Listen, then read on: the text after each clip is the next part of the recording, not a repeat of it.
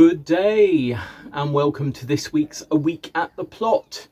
And I have been doing some measuring, and the reason I've been doing some measuring is because our plot neighbours that have vacated here have offered me their greenhouse. I will need to pay a little bit of money for it, but that is okay. And I've been looking at where it may go. I've known about this for maybe 4 weeks now, and I've really been thinking about it because we're quite strict on what structures can be on individual size plots. And because of that, with the polytunnel and with the two sheds at the top, I wouldn't really be able to have the greenhouse as well. But the poly, when I look at it, that cover I think has got no more than another winter in it. It's done sort of 6 years so far. I think it's in its 6th year now. And yeah, I think it's only got another winter in it. And looking at the replacement cover for it, because the cover has been upgraded in quality, is going to be about £350, £400 to replace. Because as you know, it's got a door. It's actually got a door rather than a zip. Those zips on polytunnels go quite swiftly, I think, and having a door is really good. But that means that you can only get certain covers to fit. So you know, it's as simple as that. The one that will fit this size frame is about 350 to 400 quid, depending upon where you look at it, which is quite pricey. Not quite pricey if you know you're going to be here for another 5 or 6 years, but quite pricey if you know we might only be here another year or so. The not so decrepit shed that a friend did some work on, a friend from the plot, the site here, did some work on a year ago. The floor on that has virtually gone now, so it's not really safe, so I think that's going to have to go. And the 1940s shed next to it, there's some glass that is coming out of it and the wood is beginning to go as well, so maybe that needs to go. So I'm sort of thinking that if I can put the greenhouse in, it's going to, if I can put one structure over here, it's going to replace the structure over there. And I'm meeting with the site manager from the charity on Friday morning to go over my thoughts to see what they think. And I mean, I think it's sort of 50-50. And I certainly don't want to take the polytunnel down this winter, because it will be quite useful just to have it as storage, even if I'm not growing in it over winter, because the decrepit shed, I think, which has some items in it that I'm storing, I don't think that's going to last out the winter. So yeah, you know, those are my thoughts. And let's go out and have a sort of better look at where I think the the greenhouse might go. It's not particularly ideal, but maybe if I explain it, you'll sort of get what I mean. This is the little greenhouse, which, as you can see, is directly next to my plot. It's is it polycarbonate, I think. So it's aluminium and polycarbonate, and has got a slab base that it's screwed into. And I think it's 1.9 meters by 1.5 meters. So if I come around here, you can see it's this side is wider than this side here. And my thought, if I come over here and try and get out of the sun, is that it can go into this section here. Let me just wait till this plane has gone over. This is the area, as you know, where we've got, well, you can see we've got our compost bins at the moment. And I'm thinking that I move this area over to the back of the plot, right over there at the back of the plot. And even though I'd need to cut a little bit of this rose here off, it will actually fit here sort of quite snugly. The only issue then, what are we? We must be about 4 in the afternoon. Is that this shed here, you can see the sun is up there. You can see it sort of flaring. So the sun is on the other side of there. There's the sun there. And this shed does shade this area at this time of year. The other thing about having that shed there, though, that is a positive, is that it will be a bit of a buffer for wind. But hopefully if that greenhouse there, should it move over, is on those slabs and screwed down, there shouldn't be any problem with movement. As I'm standing here, I'm thinking, if I do decide to go with that greenhouse, would I be better putting the greenhouse here?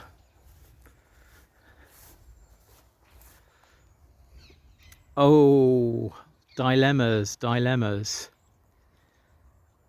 I guess here would be a better place for it, wouldn't it? Because even in winter, when the sun is lower, it will get a relatively decent level of sun. Honestly, oh, I hadn't thought of that. But this is the thing, you see, when you start thinking about things and knowing that X will go into place Y, and then suddenly you realize that there is actually a place Z, maybe this is the place Z, and then really I think I still move these compost bins and I extend this bed further out here. Or do I leave the compost bins? Oh, dilemmas. Gosh. Yeah, this is the thing, you see, you start thinking about something and suddenly a whole gate load of opportunities open.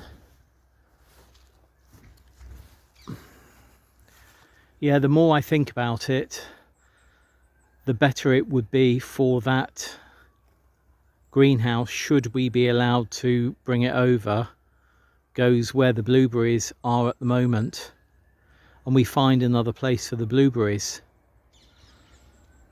I mean, of course, we've been not using this area for ages, so we could tart up this area, which is what I'm intending to do as a job for the winter. Bring over the other, or bring over the artichoke, put it next to the cardoon here, and then have the blueberries down here. Whoa, thoughts. Let's go to the back of the plot. At the back of the plot now, and we've got two sheds. We've got this one here and this one here. This is the 1940s shed, and this is the not quite so decrepit shed, but the floor in that shed really has gone now, so it really can't be used, and it's not going to be of any use really when it comes to next year. So I think it's sensible to get rid of that shed. It's most probably sensible, even though I love this shed, it's not particularly practical. I'm talking about this one here now. It's not particularly practical, and what I was thinking is I could potentially move the poly from there to here and use it as a shed, because I think water is going to get in there and it's going to deteriorate over the next year. So maybe I'm best just to leave it there until the spring and then take the cover off and maybe use the frame for something else, or give the frame away. I mean, what I do know here is that this shed on the right is not going to be usable next year. The floor would have to be redone and it just makes no sense. The one on the left, even though, as Richard calls me, a Guernsey Hobbit person, I'm still not short enough to stand in this shed. I mean, whoever built this shed, they must have been about 5 foot tall, I think, or it was built for somebody who's about 5 foot tall, because it is absolutely tiny. The shed itself is, I think, about 5'8", and slightly lower this end, slightly higher this end, 5'8" here, maybe 5 foot, maybe 6 foot this end. I don't think quite that, but actually then there's a floor in here which is about 8 inches off the ground, so there's only about 5 foot of space to stand in inside this shed. There is a table in there because I thought I'd use it as a writing shed, so which I haven't done. But oh, dilemmas. It's a bit like going onto Amazon and trying to find something you want on Amazon. Sometimes there's just too many choices in life to be able to make a decision. What do I do? What do I do? Yeah. I am in a bit of a quandary. I think the greenhouse would be a really good decision, but I still absolutely love my poly, even though it's getting a bit worn and weary around the edges. And look, I can come in here when the sun is out and shut the door and do a video, as I'm doing at the moment, which I couldn't do in the greenhouse. Oh, I don't know. I mean, that shed, I'm sure, I'm really very much an emotional heart person rather than a decisive head person when it comes to decisions for me. When it comes to decisions for clients, I can be quite detached and unemotional about things, and I can advise a client very, very clearly what I think would be the best decision for them to make. When it comes to myself, it's a rather different kettle of fish. It really is, because I get so attached to things. I'm not possessive, you know. I don't need to possess things. But when I've had things like this poly, which even though it's sort of raggedy and worn around the edges, has still most probably got a winter in it, I have such an emotional attachment to it that I don't want to give it up. But my head tells me that this cover is not going to last for very many other growing years. If I knew we were only going to be here for one growing year, I think I'd let things be. But because I think we may be here, who knows, you know, we may be here for several years yet, my head sort of says that the decision should be to say goodbye to the polytunnel and say hello to that greenhouse.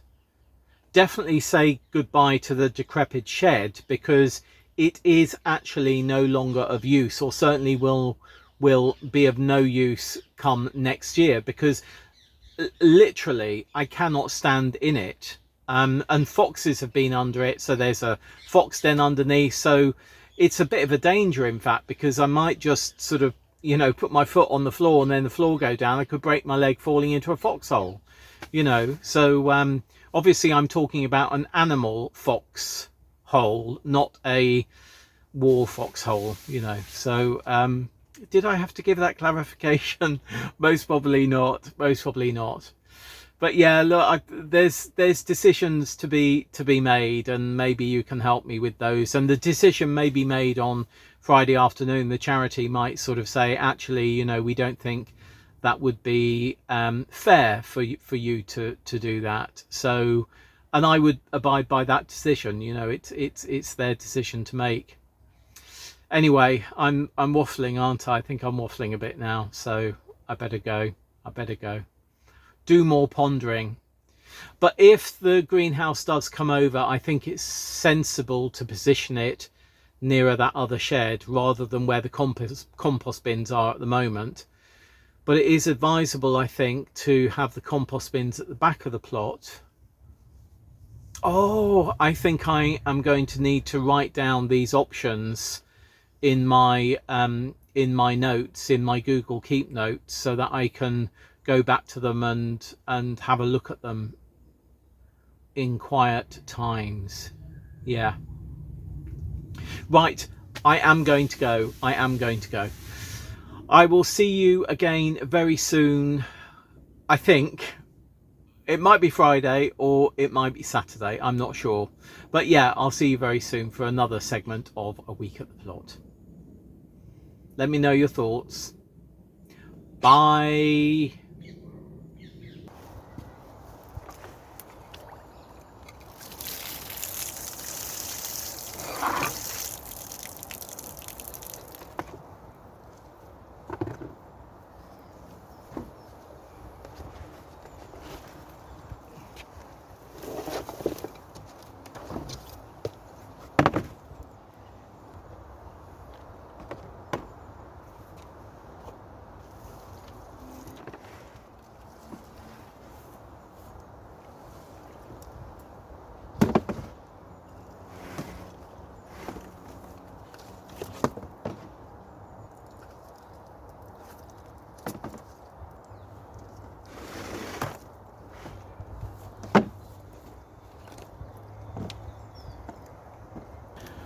Good day.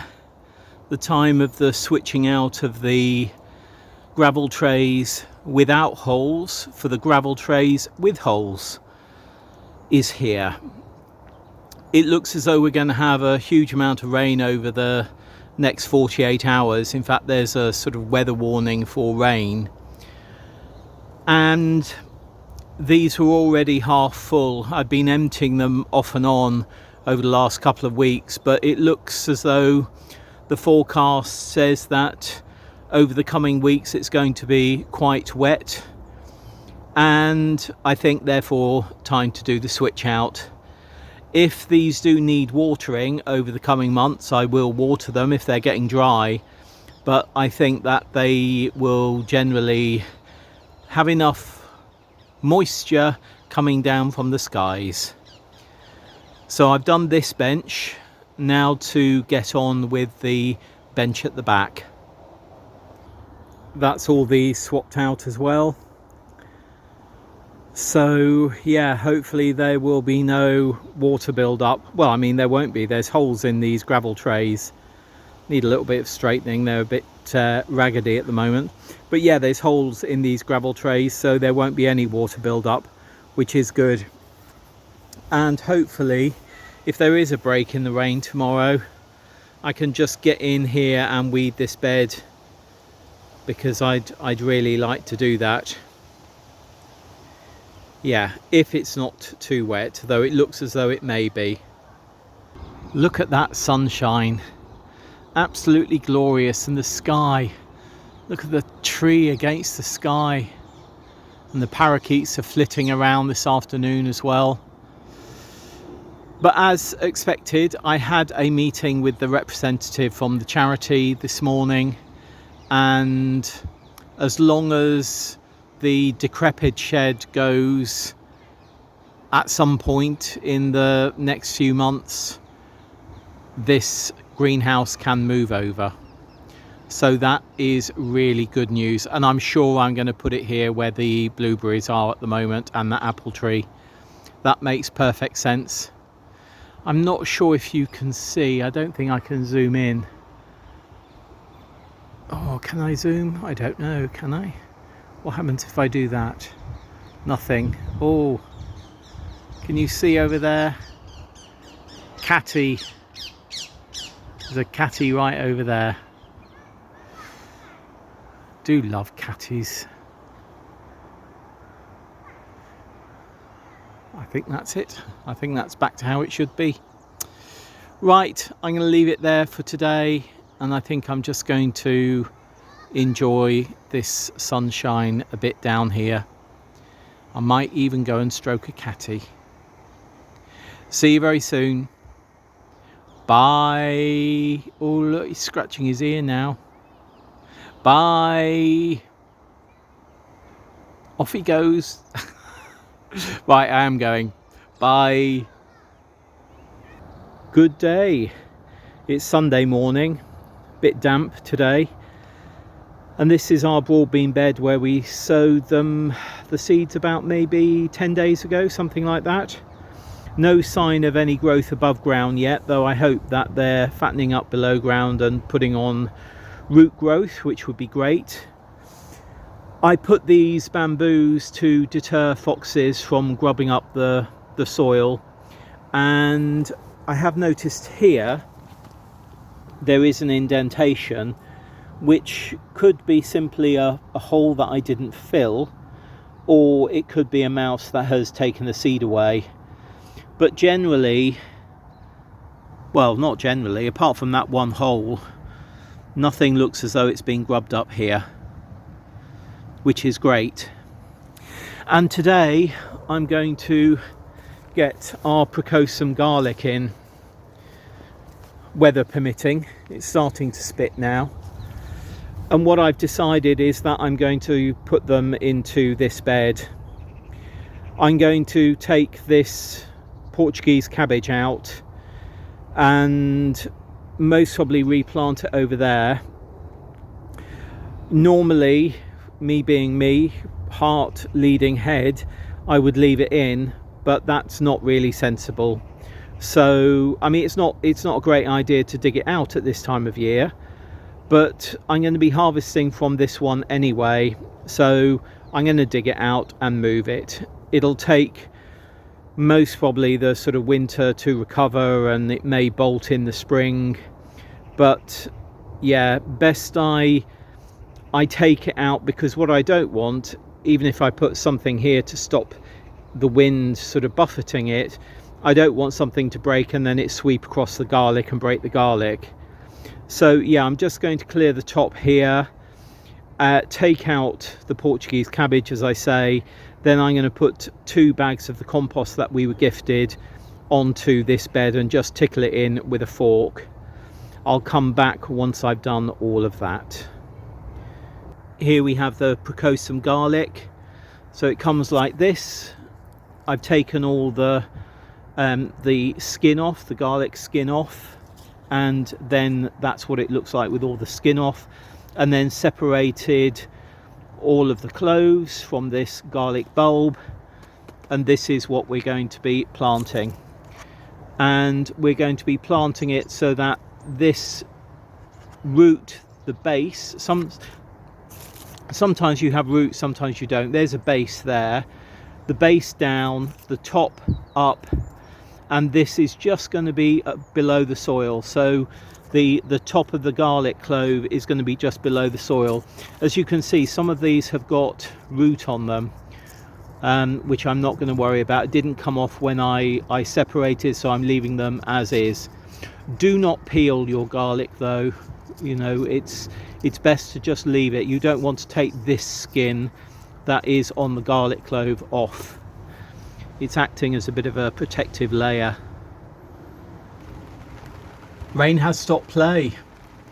I managed to get the bed weeded a little bit, and I moved the Portuguese cabbage, so that has been healed into the bed down here. In fact, you can just see it here. This is it here.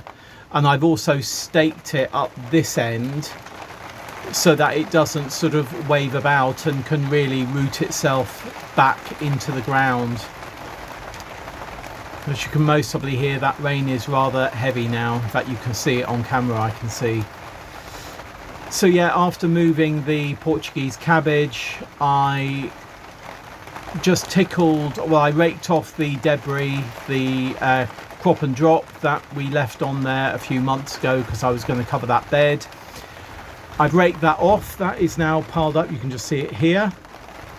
And then I put 2 bags of the compost centre compost onto the bed, and I just had time to roughly rake it over. But you know what, if this is set in for today, well, certainly for the next couple of hours, I don't think I'm going to get anything more done down here. I think the garlic will have to wait till next week. It's now half an hour later and the rain is still heavy. So I think I'm going to call it a day. I have been drinking my tea, which is lovely and welcoming. I actually, you know what, I would have had enough time to at least get the garlic done. But as I was coming down here, I met one plot holder who is relatively new and doing really well. And he asked me various questions, which were really valid questions and not in our handbook or anything. So it was really good to have the opportunity to answer his questions. And then when I came down here, there were two other people, and it was lovely to see them, but it took up at least half an hour of my time in some cases, one of them answering questions that actually this person should already know the answers to. And I also found him crossing my plot, which is not something that one does unless one has been asked to do so or given permission to do so. So in wanting to get this garlic done, I didn't have a conversation with him about that, but it's something I'm going to pick up later. Because you know, it's important that we don't walk across other people's plots, because even if you're thinking you're walking across a path or bare ground, you don't know whether somebody's planted onions in that bare ground or, you know, has seeded that bare ground. So yeah, stick to communal paths. That's what they're there for. You know, they're there to traverse the site and not traverse other people's plots. And then the other person was asking me about the AGM, and I said, well, it's all going to be in the minutes. The AGM went well. There was no sort of contentious issues or anything. And then they were asking me more. I said, well, they will be in the minutes. You know, just, you know, it was frustrating because just because that person was not able to make time to go to the AGM and hear about everything that was going on, they shouldn't feel that they can take up my time to ask about the details of the AGM, and you know, rather than reading the minutes. So yeah, I was a little bit frustrated about that. I don't usually get frustrated about things like that, but I guess because I knew I only had a predetermined amount of time before the weather was going to turn, likely for the next few hours at least. So yeah, I haven't been able to get done the jobs I wanted to do. I wanted to move the Portuguese cabbage. I've done that. I wanted to weed and prepare the bed for the garlic. I've sort of managed that, though I need to tickle with my fork that compost that I've put down into the top layer of the soil. I like to mix, when I'm doing this, when I'm doing planting of garlic, I like to just lift that soil a little bit in lightness, particularly as it's had brassicas growing in it and beans growing in it. You know, they can be quite sort of dense. They can leave the ground quite dense because we don't do so much weeding under them, I suppose. So I wanted to tickle that compost into the soil to lighten the top of the soil a little bit. So I haven't done the tickling, but I have done the laying out of the compost, so that's okay. I thought I might have time to get some broad beans in, but they will definitely have to wait for another day, as will the garlic. And I was sort of hedging my bets rather stupidly. I might be able to get some first early peas in, but yeah, they'll definitely be next week. Anyway, there we are for this week's A Week at the Plot. I am going to leave it there. I'm going to go and sit in the poly in a minute. In fact, no, I'm going to sit here on that chair there and look out, and I'll take you doing that with me. But look, if you have any questions or any comments on this week's segment of A Week at the Plot, please do let me know in the comments below. If you're on Planet Vegetaria, I'll see you through the week for more segments. If you're on YouTube, there'll be another upload in a week's time. And wherever you are, however your garden, your growing space or your allotment is, I hope you are having some time to enjoy it and that all is growing well, even if in our case it's all a little bit wet. See you very soon. Happy growing. Bye.